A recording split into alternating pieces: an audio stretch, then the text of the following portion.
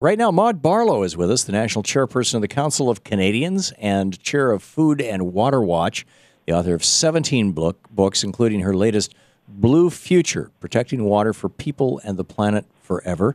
The website is Canadians.org. Maude, welcome to the program. Well, I'm delighted to be here. Thank you, Tom.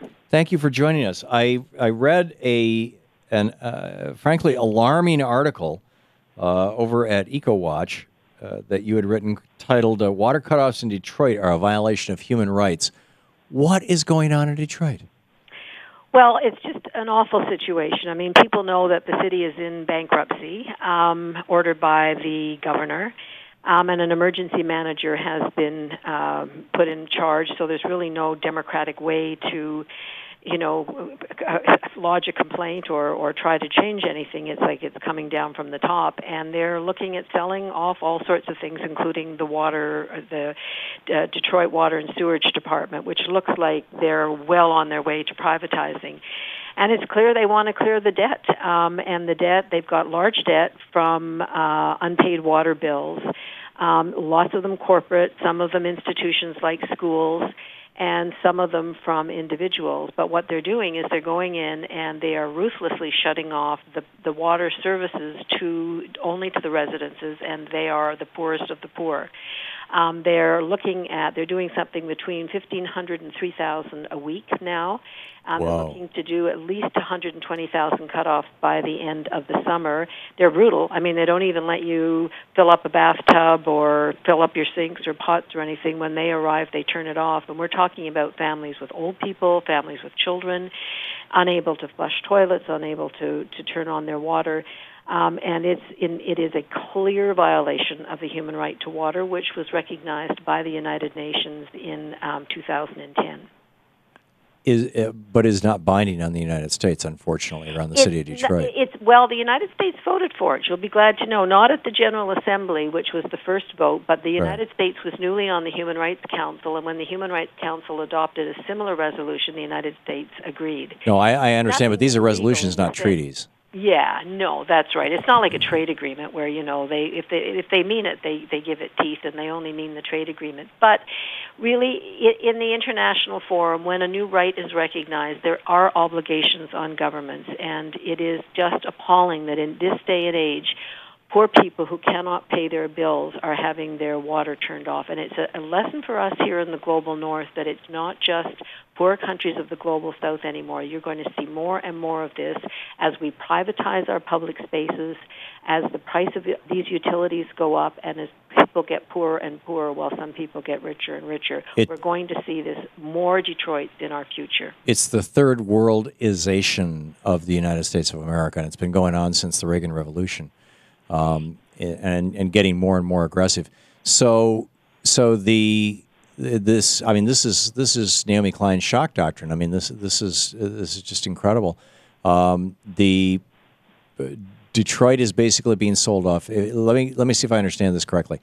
They want to privatize. They want to sell the water system to some, presumably even foreign corporation. I think the largest company in the world that owns water systems around the world is a French corporation, isn't it? There are two of them, Suez and Veolia, and you can be sure that one of them will be involved in this. Yeah, okay. So they want to sell the water system of Detroit to some other country so that even the profits end up overseas. And in order to do that, to increase its value and thus the price that they'll get from it, so that the Governor Rick Snyder and his cronies in the Michigan legislature can say, oh, look at all the money we got. We can cut taxes on rich people even more for a year or two. In order to increase the price of the water system, they're trying to offload the debt of it so it looks more profitable. And to offload the debt, they have to cut out of the system the people who are in debt who have not been paying their bills. Do I have that right? You have that right, and it's really important to note that it's a money-making operation. I mean, any private company is going to be happy to have this huge water service. So the debt, yes, is there, but they also make money every year. So I don't want to... Even in the face of people not being able to pay their bills. Oh yeah, and as I say, there are a lot of corporate debts too. As you know, they're not going after the golf courses that haven't paid their Why not? water utilities. Well, you tell me. I mean, this is it. But look, I want to say this, Tom, because it's really important. We've seen over 1 million people leave Detroit, the inner city of Detroit, and so money has left, business has left, wealth has left. People who have over a certain level of income have left, and what it's done, then they didn't have enough people paying enough money for the water services. In other words, they needed to increase the rates, and they increased the rates 120% in 10 years. So who were left behind were the poorest people, in the community, mostly African Americans, seniors, single mothers, and they cannot afford to pay these incredibly raised rates. The other thing they did was that cut costs a few years ago, they stopped sending bills. Just said, well, come in and pay the bills when you think they're due, sort of thing. Then they put in these smart meters, and the bills went backwards. They counted backwards, sometimes to residents who'd owned the house or were in the house before. So suddenly people were having bills of $5,000, $6,000, $7,000, $8,000, unable to pay. They are cutting the water off to anybody who owes more than $150, and we are talking about a community where with almost 40% poverty rate and very high unemployment.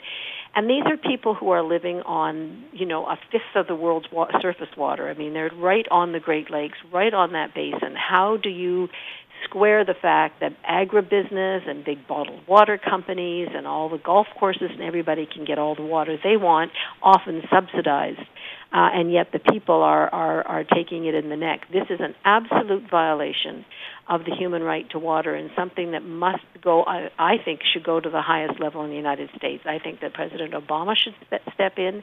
I think if these were white middle-class people getting their water turned off and their kids taken away, by the way, that's happening too, because there are no working utilities now in these communities, that I think there would be an outcry all over the United States. But because they're poor and African-American, and there's this feeling, well, Detroit's finished, let it burn to death, burn down or whatever, I don't think people are paying that kind of attention. And this is the worst. I mean, this is a form of racism. Let's say it out loud.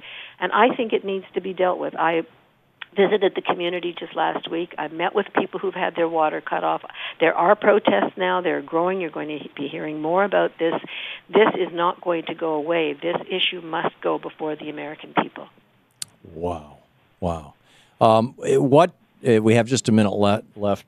What do you see, Maude? What do you see as the best thing that somebody who is listening or watching right now can do? They can speak to everybody they know. They can get to the media and write letters to the editor so that this information gets out. They can go to our website, Canadians.org, or Food and Water Watch, which is foodandwaterwatch.org, which is our sister group in the United States, and get information and talk to their Congress people, write to the president. We need, especially, and of course, if they live in that state, if they live in Michigan, to write to the governor, because there's no way to write to the mayor. The mayor agrees with not with what's happening, with what I'm saying, but he right. But the mayor has no power anymore. It's been given to Kevin Ott, I think his name is, the emergency manager. Kevin Orr.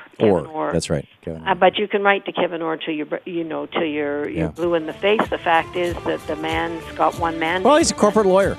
That's it. I mean, so please do get involved. Don't think this is somebody else's issue, because you know what, Tom? This is coming to other cities if we don't stop it. There you go. Okay. Maude Barlow, National Chairperson of the Council of Canadians and Chair of Food and Water Watch. Food and Water Watch. What's the website for Food and Water Watch? foodandwaterwatch.org. That's easy enough. Thank you very much, Maude. My entire pleasure, Tom.